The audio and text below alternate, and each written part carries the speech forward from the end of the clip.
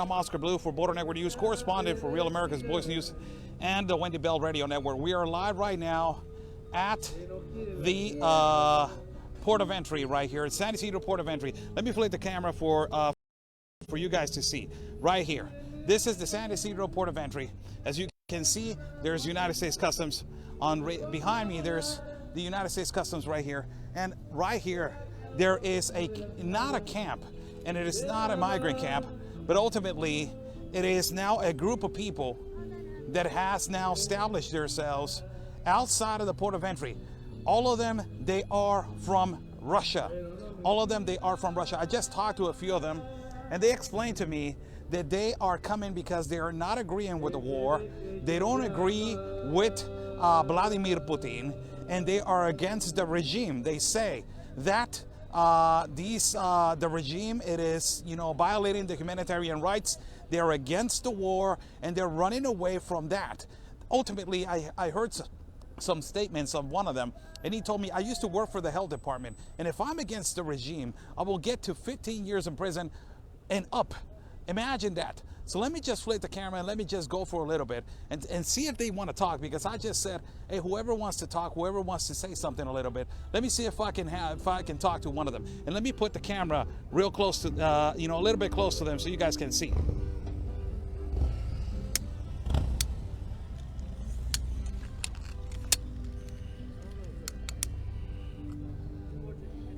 This is the group of the people. Hello. Let's see if one of them wants to talk. This is around, you can see there's going to be, it is a group around 50 to 60 people that they are from Russia, and they have received instructions that they're not letting nobody in, if it is not from Ukraine, they're not letting nobody in. Other than people from Ukraine, they're saying that they're not eligible. The United States government already said that they're not eligible, and if you're not from Ukraine, the people that they're letting in, that they have the temporary protection status, and immediately they can be let in, it is the people from Ukraine. But other than that, the people from Russia, they're not letting them in. So let me see if I can talk to one of them.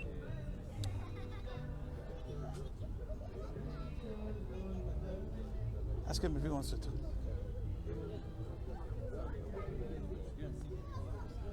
Speak. Interview. See right here, if he wants to get an interview right here.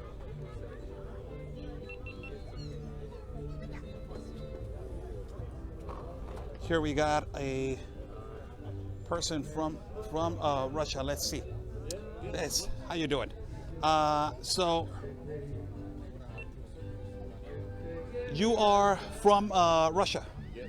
Yes. So what is the situation right now in terms to you guys arriving right here into this port of entry? What was the main reason that you guys came over here? I know that is the war, but what is the main circumstance, and how was your travel all the way to come over here? Well, the main topic is that we were, especially me and my wife, we took part in meetings. It has started 1 year ago from the Navalny. Yeah, it all has begun. And now for the moment, the trip here wasn't so bad. It was comfortable. But when we tried... How did you travel? What do you do? You traveled to Europe, and from Europe to over to Mexico City, and from Mexico City over here? Oh, how was it? First of all, from Moscow to Istanbul, from Istanbul to Frankfurt, Germany, and from Germany to Cancun, Tijuana. Cancun, Tijuana. Who told you that Tijuana was the port of entry that you can ask for help? First of all, we were running far away through the ocean. The Cancun was the closest place in Mexico, and the reason was to cross the ocean. Yeah, and in Cancun, sitting near the ocean, we were thinking what to do the next. And I have read something in the internet that there is such kind of program. That's why we came to Tijuana after that. Okay, now go into particular political questions. Give me your opinion. With one word, describe Vladimir Putin.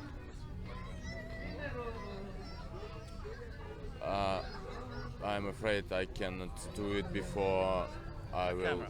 Yeah, in a camera. I'm sorry. Are you against what is happening right now in your country? Absolutely, absolutely against this, how it is called, special operation. We all know that it's called, that it is war. The war between our brothers and sisters, because Ukraine and Russia many years ago were one country, the Soviet Union, as you remember. Yes. And it's absolutely impossible that if tomorrow will be a mobilization of all men in Russia to go to war, and of course we're against this. What is your posture and your opinion of the Ukrainian president? Ukrainian president, I don't know exactly. I think that he's trying to do his best, and especially that he didn't leave country. He stayed at that place. He's trying to help and took a part in this war. Now, did you saw a lot of the bombings that they were occurring from far away, or did you see the military from Russia acting strongly to attack Ukraine? My wife is from Belgorod region, and Belgorod region is very close to Kharkov. Kharkov was the first city which was attacked, and relatives are in this city. So they told how the bombs were flying above the city, how bombs planted into the city, into the Belgorod. And of course we had the phone calls from the Kharkov, from our friends and relatives who are in Ukraine, and they described how it is in real, not like in news in Russia, how it is in real life. You see a lot of the corruption in Russia. You see a lot of they're taking away your freedom in Russia. Yeah, they're taking away freedom. So just look at this place. For example, in Russia, it couldn't be so. In the 5 minutes, you will be arrested, me and you also. Me also. Yeah. Have you? Is there a lot of people from Russia leaving Russia right now due to this conflict? I think thinking people, clever people are trying. They understood that there is nothing to change, and run is the only way. Do you saw a lot of what does the children think about this? You know, there's a lot of children that they're also leaving Russia, and you got children right here also. Well, for children here, especially I can mention that the pregnant woman is here with us. For children, it's like a game, like a Boy Scout program. You're making them think that, so they will not think that it is a horrible journey. It's a tourism. Tourism. Yeah. In your travels through Mexico, did you encounter some insecurity or people asking you for money to travel? Hopefully not. Hopefully not. No problem. I have heard that it's a dangerous city. It's could be some problems, but now it's everything okay. And also I can mention that a lot of local people, a lot of people from United States are trying to help us somehow, to give some money. They're bringing food every day, especially some local organizations. They're bringing food, water, blankets, and etc. How did you? What would you do? What were you doing in Russia? What was your work in Russia? What do you do in Russia for a living? I was chief manager of the restaurant. Of a restaurant. Yeah. Chief manager of a restaurant. And now, what is the United States Customs and the border agents of the United States have told you about your current situation? About our consideration. So at the first day, they took our passports. They had a small talk with us about our plans.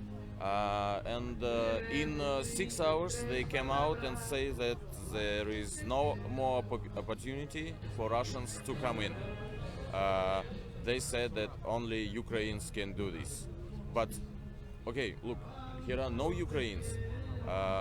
For the whole day, only 3 Ukrainians come here and they pass through immediately. So there is no queue, there is no reason for us to wait.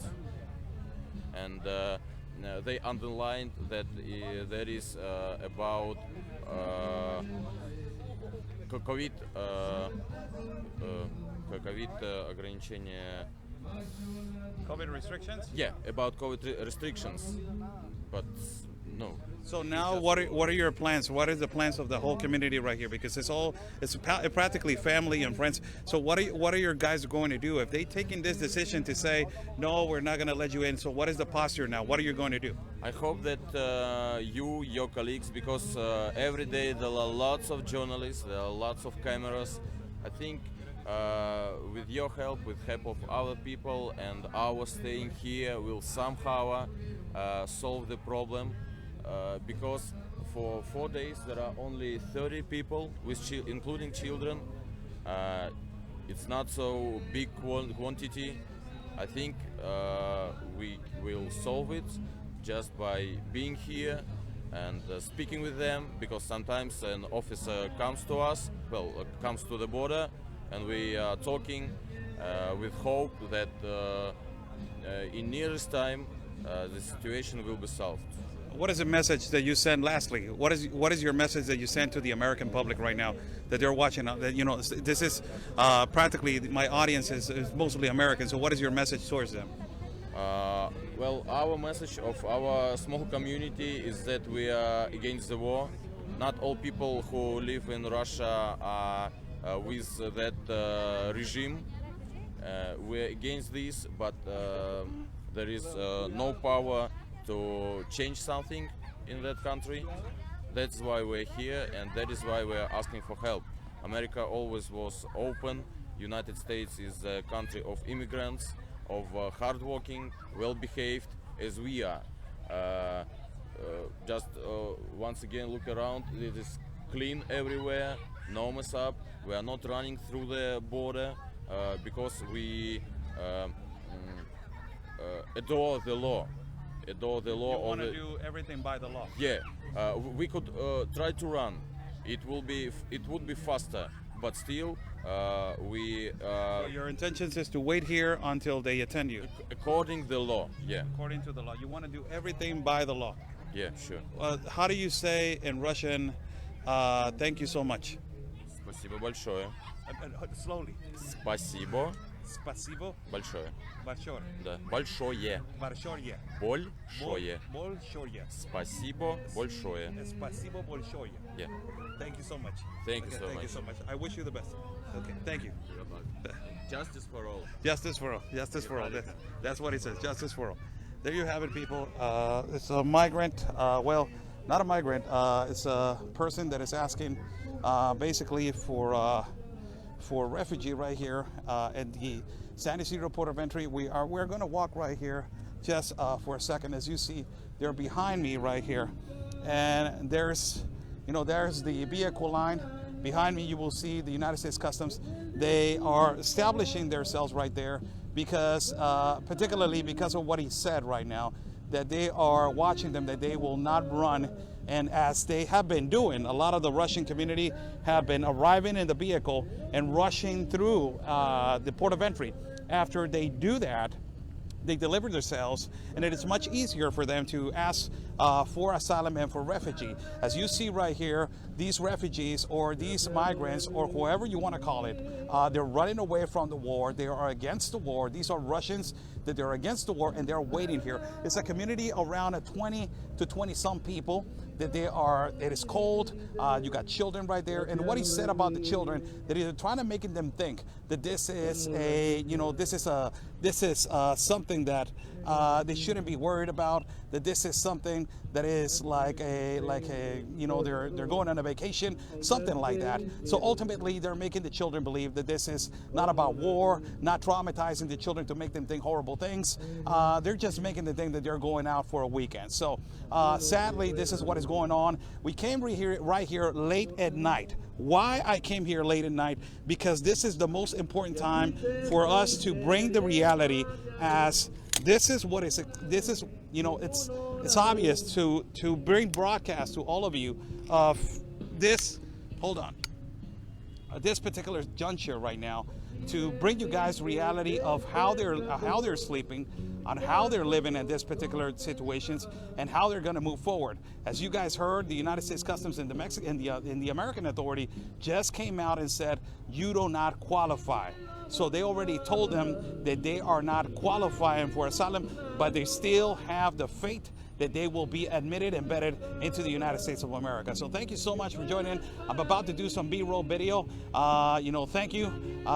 Thank you for joining in. Buy me a coffee. It's on the top link if you guys like to contribute to our independent reporting and broadcasting. These are people from Russia. These are not people from Ukraine. The people from Ukraine, they already entered the United States of America, and they already have been vetted into the United States of America. So God bless you all. From the San Ysidro Port of Entry, I'm Oscar Blue for Border Network News, correspondent for Real America's Voice News and the Wendy Bell Radio Network. Stay safe. And like we always say, people, peace and love. Because always, your country first. God bless.